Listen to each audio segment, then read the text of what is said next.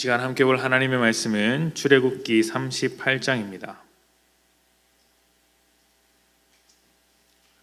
출애굽기 38장 21절부터 23절까지의 말씀, 출애굽기 38장 21절부터 23절까지의 말씀 봉독하겠습니다.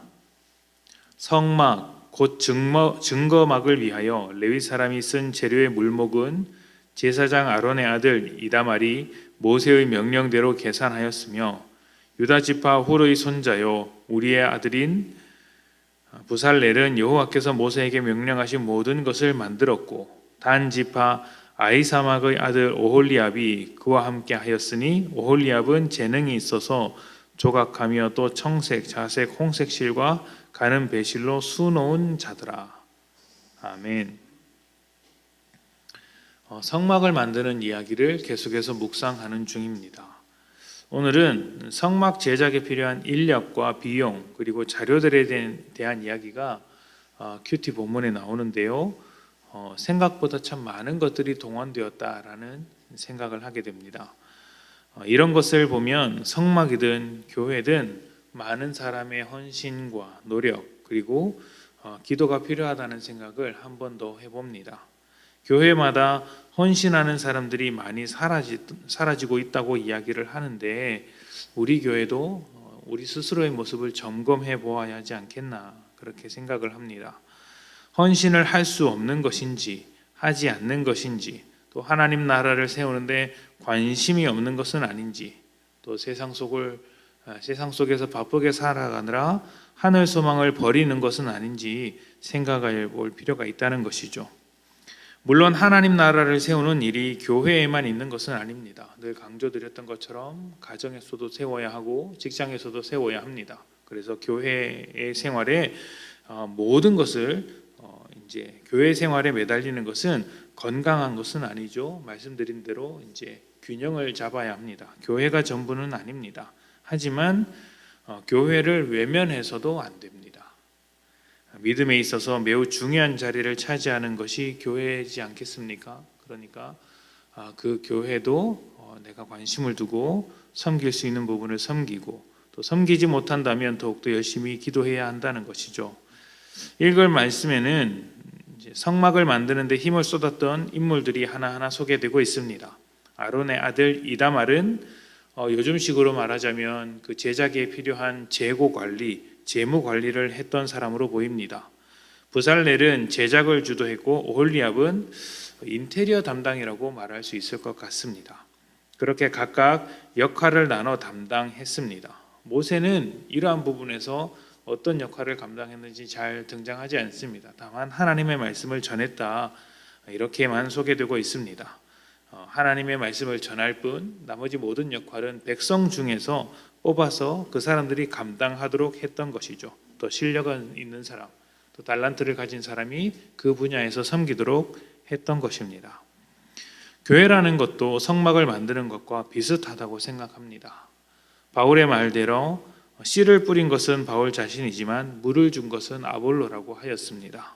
뿐만 아니라 교회를 세우기 위하여 다양한 사람들이 다양한 은사를 가지고 다양한 역할을 다 할 때 교회가 자랄 수 있다고도 말한 적이 있습니다. 교회는 어느 한 사람의 카리스마로 이끌지 못합니다. 훌륭하고 능력 있는 어떤 리더가 있다고 할지라도 그 사람이 모든 것을 감당할 수 없고, 또 성도들이 훨씬 더 잘 아는 그런 부분들도 있더라는 것이죠. 하나님께서 부르신 역할이 각자에게 있습니다. 그렇기 때문에 목회자와 성도와 성도가 하나님께서 주신 달란트로 연합해서 하나님의 뜻을 쫓아 함께 섬겨야 하는 것입니다. 그것이 교회의 모습이어야 합니다. 말 그대로 함께 세워져 나가는 공동체인 것이죠. 함께 세워가는 공동체입니다. 그리고 하나님의 뜻에 따라 각자의 역할을 맡은 것입니다. 그 역할에 따라 높고 낮음을 정할 필요가 없습니다. 높아야 할 이유도 없고 자기를 내세워서 자랑할 이유도 없죠. 하나님의 뜻에 따라 나를 사용하시는 하나님을 자랑할 뿐입니다. 하나님의 공동체를 하나님의 사람들이 세워가는 것이죠. 여기서 중요한 것은 사람들이 세워간다는 것이 아니라 하나님의 사람들인 것입니다. 함께 세우고 함께 나눠지고 가야 할 이 일을 외면하게 된다면 그것은 강물을 거슬러 가는 배에서 노를 젓지 않는 것과 같습니다.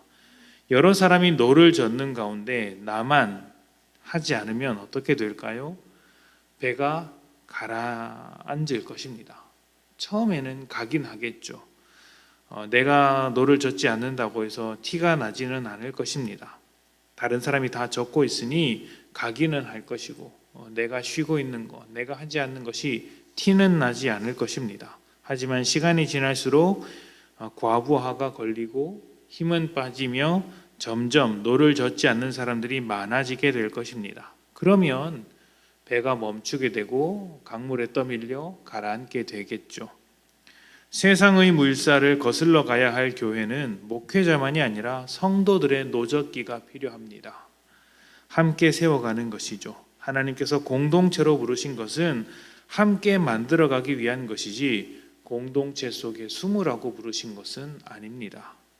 성막을 만드는데 많은 사람이 섬긴 것을 기억하며 우리 교회가 하나님의 공동체, 하나님께서 기뻐하시는 공동체가 될 수 있도록 필요한 곳에서 함께 섬기며 서로 기도하는 복된 공동체가 되었으면 좋겠습니다. 함께 기도합시다.